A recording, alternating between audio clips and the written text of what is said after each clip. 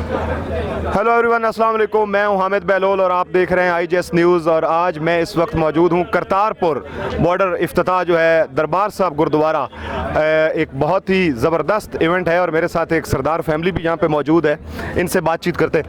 सरदार जी, क्या हाल है? बहुत बढ़िया जी। खैरियत है? तबीयत ठीक है? बिल्कुल ठीक है आनंद जी।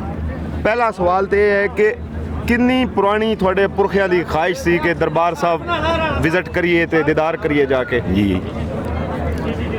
ਖਾਸ ਪੁਰਾਣੀ ਦੇਖੋ, ਪਹਿਲੇ ਤਾਂ ਅਸੀਂ ਇਸ ਚੀਜ਼ ਦਾ ਨਾਂ ਨਹੀਂ ਸੁਣਿਆ ਸੀਗਾ, ਹੈ ਨਾ, ਕਰਤਾਰਪੁਰ ਕੋਰੀਡੋਰ ਦਾ। ਇਸ ਚੀਜ਼ ਬਾਰੇ ਕਿਉਂਕਿ ਅਸੀਂ ਇਸ ਲਾਈਫ ਦੇ ਵਿੱਚ ਨਹੀਂ ਪਤਾ ਵੀ ਪਾਕਿਸਤਾਨ ਕਿਉਂਕਿ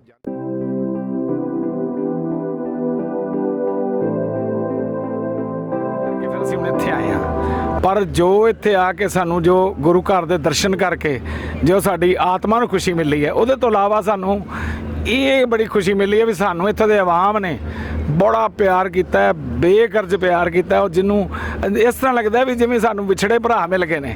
ਸਾਨੂੰ ਇਸ ਗੱਲ ਦੀ ਬੜੀ खुशी हुई है। कह रहे हैं कि अगर हिंदुस्तान गवर्नमेंट जफ्फी डालेगी तो जफ्फी डालेंगे, खाना खिलाएंगे और खाना खिलाएंगे। अगर वो चाय पीना चाहेंगे तो चाय का बंदोबस्त उनको पता है कि हमारे पास हर वक्त होता है, फैंटास्टिक टी का। सारी चीज़ें, सारे मामलात चल रहे हैं, सारी चीज़ों पे क्रिटिसिज्म भी किया जा सकता है, लेकिन ये क्रेडिट महेंद्र पाल साहब की गवर्नमेंट को और इनके प्राइम मिनिस्टर इमरान खान को देना पड़ेगा। जो आज कॉरिडोर का इफ्तिताह हो रहा है, ये एक तारीख साज कदम है और इसका जो सवाब और दुआओं का जो सिलसिला है, ये इमरान खान साहब को और बुलंदियों पे लेके जाएगा इंशाअल्लाह।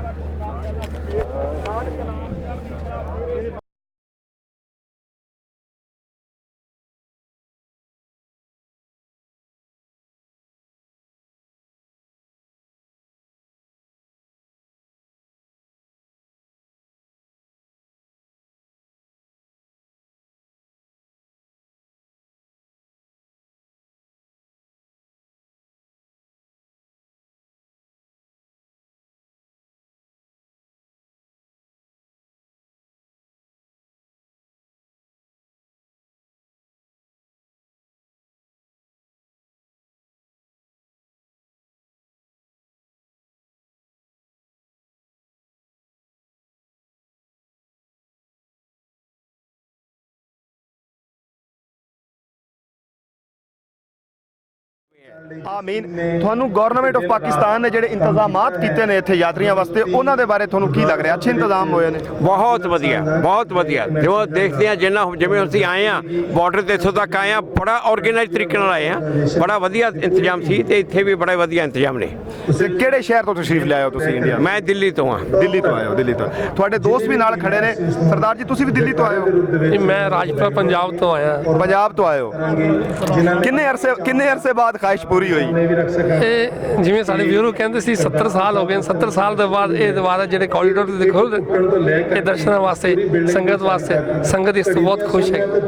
बस दोस्त मेरे साथ इस वक्त मौजूद हैं, उनसे भी सवाल तो एक ही है कि उनकी इस वक्त उनकी जो कैफियत है वो क्या है। गवर्नमेंट ऑफ पाकिस्तान ने किस तरह के इंतजामात किए हैं और हुकूमत पाकिस्तान ने ये जो कॉरिडोर खोला है इसके हवाले से वो क्या सोचते हैं, यही मैं पूछ रहा हूँ। और आज इस वक्त मेरे साथ कुछ और लोग भी मौजूद हैं। सरदार जी, कित्थों आए हो? मैं पिंड जुलका ਜ਼ਿਲ੍ਹਾ ਪਟਿਆਲਾ ਨੂੰ ਬਿਲੋਂਗ ਕਰਨਾ। ਮੇਰਾ ਨਾਮ ਚਰਨਜੀਤ ਸਿੰਘ ਪੁੱਤਰ ਹਜ਼ਾਰਾ ਸਿੰਘ। ਅਸੀਂ ਪੰਜਾਬ ਤੋਂ ਆਏ ਆ। 5 ਤਰੀਕ ਤੋਂ ਅਸੀਂ ਪਾਕਿਸਤਾਨ ਦੀ ਧਰਤੀ ਤੇ ਪੈਰ ਰੱਖਿਆ। ਇੱਥੋਂ ਦੇ ਲੋਕਾਂ ਦਾ ਪਿਆਰ ਵੇਖ ਕੇ ਅਸੀਂ ਇੰਨੇ ਖੁਸ਼ ਹੋਏ ਆ। ਜਦੋਂ ਅਸੀਂ ਪਾਕਿਸਤਾਨ ਦੀ ਵਾਘਾ ਬਾਰਡਰ ਤੋਂ ਕ੍ਰੋਸ ਕੀਤਾ ਤੇ ਲੋਕਾਂ ਨੇ ਪਿਆਰ ਹੀ ਪਿਆਰ ਦਿੱਤਾ। ਜੋ ਗੁਰਦੁਆਰੇ ਵਿੱਚ ਦਾਖਲ ਹੋਏ ਉੱਥੇ ਵੀ ਇਹਨਾਂ ਦੇ ਇੰਤਜ਼ਾਮ ਵੇਖ ਕੇ ਬਹੁਤ ਮਨ ਖੁਸ਼ ਹੋਇਆ। ਅਸੀਂ ਕਹਿੰਦੇ ਆ ਇਮਰਾਨ ਖਾਨ ਜੀ ਦੀ ਜਿਹੜੀ ਉਮਰ ਹੈ ਵੱਡੀ ਤੋਂ ਵੱਡੀ ਉਮਰ ਹੋਏ, ਬਹੁਤ ਪਰਮਾਤਮਾ ਇਹਨਾਂ ਤੇ ਕਿਰਪਾ ਕਰਨ। ਇਹ ਜਿਹੜਾ ਕੰਮ ਹੈ ਗੁਰੂ ਨਾਨਕ ਦੇਵ ਨੇ ਸ੍ਰੀ ਇਮਰਾਨ ਖਾਨ ਦੇ ਸਿਰ ਤੇ ਹੱਥ ਰੱਖ ਕੇ ਆਪ ਕਰਵਾਇਆ ਕਾਰਜ ਤੇ ਦੋਨਾਂ ਮੁਲਕਾਂ ਦੇ ਵਿੱਚ ਅਮਨ ਸ਼ਾਂਤੀ ਰਹੇ, ਇਹੀ ਅਸੀਂ ਦੁਆ ਕਰਦੇ ਹਾਂ। हेलो एवरीवन, अस्सलाम वालेकुम। आज पूरा दिन करतारपुर कॉरिडोर के इफ्तिताही तकरीब में मसरूफ़ रहने के बाद मैं आज आपसे दोबारा मुखातिब हूँ। करतारपुर कॉरिडोर जो है वो भारत की सरहद, जो भारत का बॉर्डर है वहाँ से 4.4 किलोमीटर दूर है।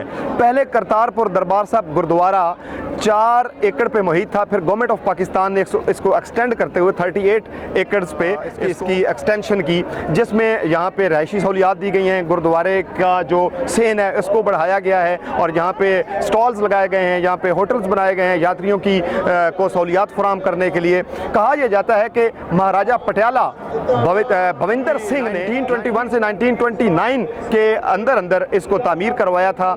लेकिन अब यहाँ पे सूरत हाल देखने वाली ये है कि 5000 सिख यात्री रोज़ाना बगैर वीज़ा और बगैर फीस के यहाँ पे आया करेंगे और यहाँ पे आके यात्रा किया करेंगे।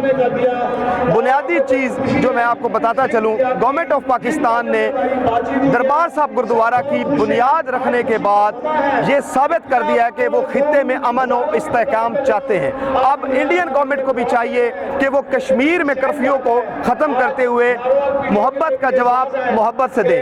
अभी रिसेंटली इमरान खान साहब ने अपनी स्पीच ख़त्म की है और नवजोत सिंह सिद्धू जो साबिक क्रिकेटर हैं, जिनकी रिक्वेस्ट पे इस गुरुद्वारे का ये कॉरिडोर बनाया गया और इसका इफ्तिताह किया गया, उन्होंने आज इमरान खान साहब को फिर रिक्वेस्ट किया है कि वो कुछ ऐसा इंतज़ाम करें कि बॉर्डर्स ही खुल जाएं।